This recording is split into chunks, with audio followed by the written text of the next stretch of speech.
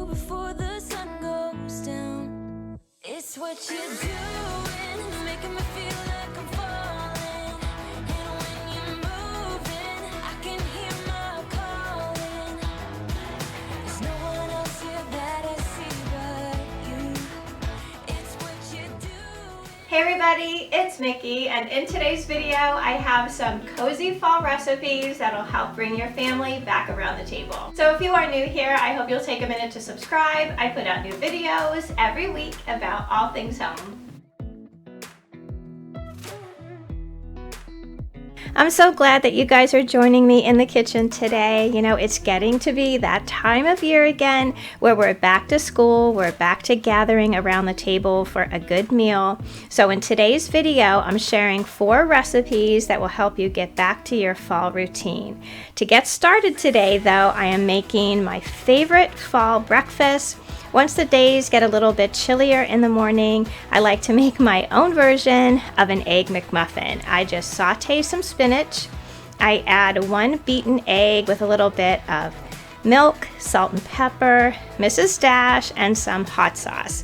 I put this all on a toasted English muffin with a slice of cheese, and it's just the best thing to start your day.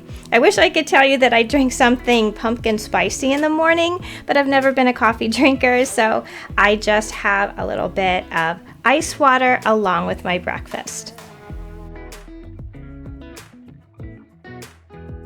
So I'm starting my morning off with a very simple chicken and gravy crock pot recipe. Now for this recipe, you're going to need about 2 to 2.5 pounds of boneless, skinless chicken breast. You will need 2 packets of chicken gravy. I just chose McCormick. You can choose whatever kind that you like. You'll need some bouillon, chicken bouillon, a can of cream of chicken soup, 2 cups of water, and a bunch of seasonings. Now the recipe just calls for poultry seasoning and black pepper, but I like to always add a little bit of paprika to any chicken I put in the crock pot. I have Mrs. Dash here, some garlic powder. I'll probably also add a little bit of ranch dressing mix and some minced onion. So let's get this all put together. To start, just put your chicken in your crock pot. I like to cut mine in half lengthwise. I think it reduces the amount of hours that you have to cook it. And if you're going to shred your chicken, it makes it so much easier. So I have that all seasoned really well with all the seasonings that I shared. I added some parsley and basil to it as well. In this bowl, I have combined the cream of chicken soup, the gravy packets, water, and bouillon. I've also added some more seasonings to this as well. I've added a little minced onion and garlic powder and parsley. I like to start off my crock pot for an hour on high, and then I reduce it for about 3 hours on low. I'm going to share with you my recipe for mashed potatoes. I whip my potatoes with my hand mixer, so I guess it's my recipe for whipped potatoes. I don't have amounts for this recipe, so I'm just going to show you what I put in. I put in a really generous amount of black pepper,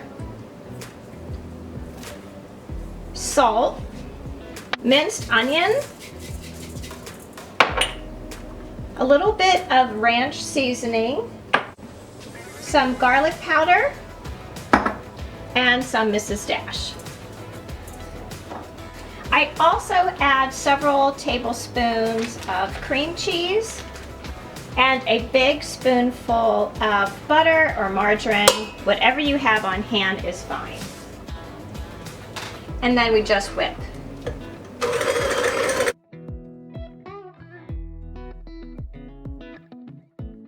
Then once everything is all mixed really well, I add just a little bit of milk, maybe just a couple tablespoons.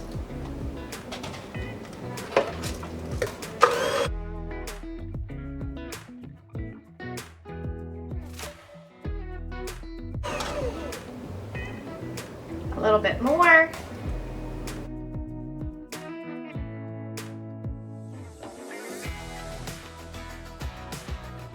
So this is the consistency that you're looking for. I'm just going to add another tablespoon or two of butter on top, and then they are ready to serve. Our chicken is just about done. I am going to put it on off and take the lid off, and then I think I'm going to shred the chicken up just a little bit. Smells so good. Smells like Sunday afternoons, like when I was a kid and my mom would make roasted chicken and gravy and mashed potatoes. So good. I served it up today with the chicken and gravy on top of my mashed potatoes. I have a side here of frozen mixed vegetables. I seem to be on kind of a mixed vegetable kick these days.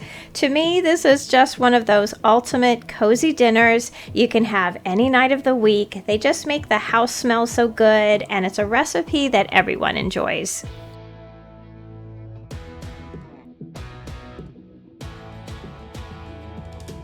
Next up, we have a quick recipe for Salisbury steak. This was a special request this week in my house, but I really don't have a recipe that I'm going to go by. I'm just going to wing it a little bit. So I've gathered together some of my ingredients here. I'm going to be using about a pound of ground bison for this recipe. You can use ground beef if you'd like. We've been replacing ground beef with bison in some of our meals. I also have a packet of Lipton onion soup mix. I have about a half of onion that I'm going to slice, and I will be chopping up a bunch of these beautiful mushrooms.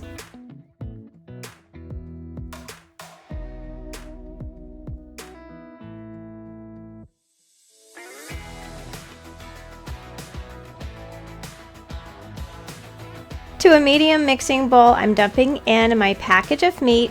I cut a crisscross in the back of the package. It seems to be the easiest way to get bison out of these little square containers.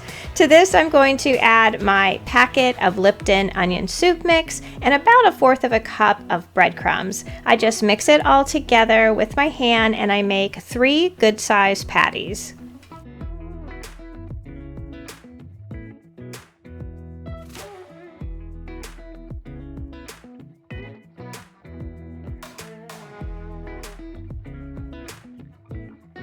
To a large sauté pan, I add a little bit of butter and a little bit of olive oil to sauté my onions and mushrooms until the onions are translucent and the mushrooms are softened a bit.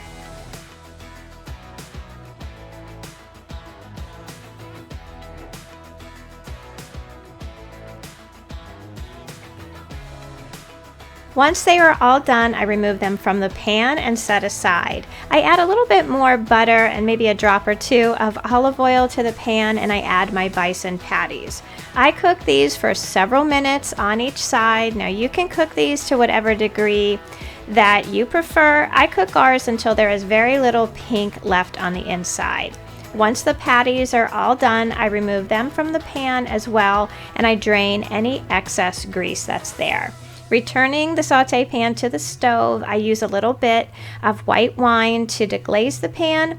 Now this is really optional. You can either skip this part or you can use a little bit of beef broth if you wish. I cook this for a few minutes, until the alcohol is all cooked off.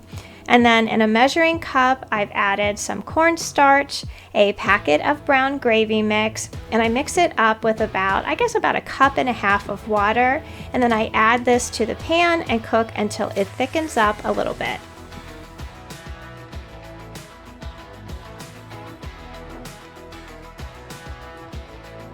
Once the gravy has thickened up just a little bit, I add back to the pan the bison patties, and then I top it all with the sautéed onions and mushrooms. I seasoned everything just a little bit more with some pepper and a little bit of garlic powder, and I let everything come up to temperature, and then it is all done.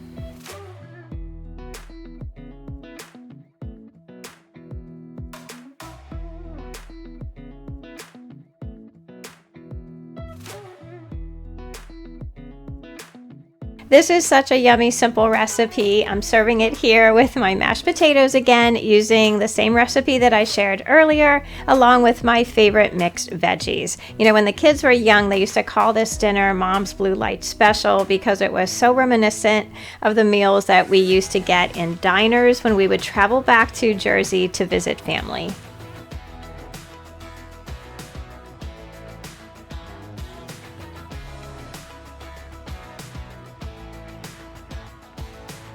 So next up, I have a recipe for Mexican creamy crock pot chicken. This is one of those recipes that you can make at the beginning of the week and serve it a bunch of different ways for lunches and dinner throughout the week. I got this recipe from a really good friend of mine, and she'll make it on a Saturday afternoon, and the kids will eat it in tacos or on top of rice, or they'll make it in a big burrito bowl with a bunch of tortilla chips, sour cream, and guac. For this recipe, you will need 1 to 2 pounds of chicken breast, some chopped onions, a packet of taco seasoning, 8-ounce package of cream cheese, some Rotel tomatoes, sliced olives, 1 can of corn, and a can of black beans drained.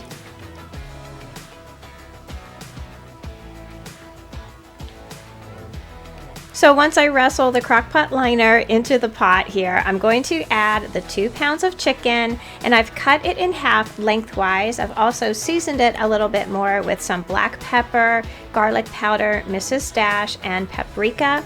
Then go ahead and add the rest of your ingredients except for the cream cheese that we are going to be adding a little bit later in the recipe.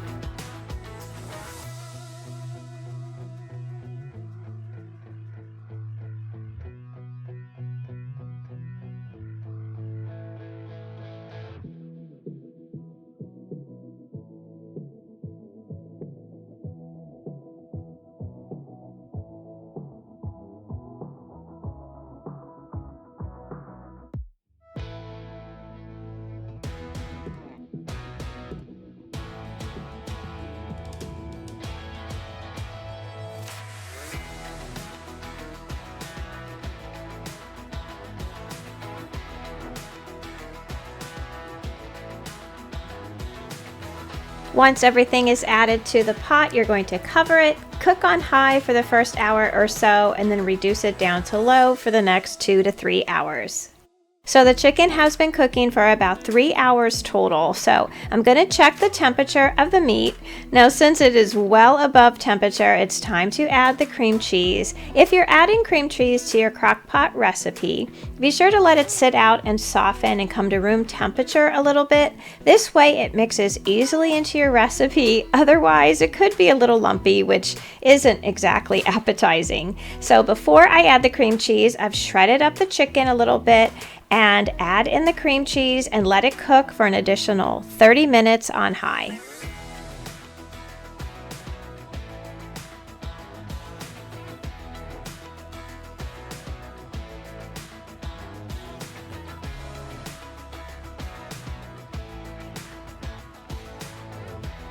I serve this today over some rice topped with shredded cheese, sour cream, and guac. This is a great versatile recipe. We had it the next day for lunch in some soft tortilla shells with rice on the side. I love recipes like this. They can really make quick dinners on busy nights.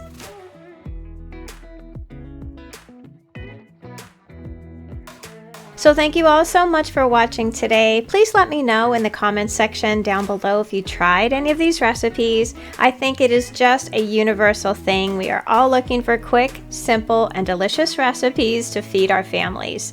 Please join our communities over on Facebook and Instagram at My Bashful Life, and don't forget to subscribe. I have some really awesome videos coming up, and I'll be sharing my full fall home tour very, very soon, and you really don't want to miss it. So until I see you in that next video, I hope that you love the life that you have, be kind to each other, stay safe, and I will see you again soon. Bye.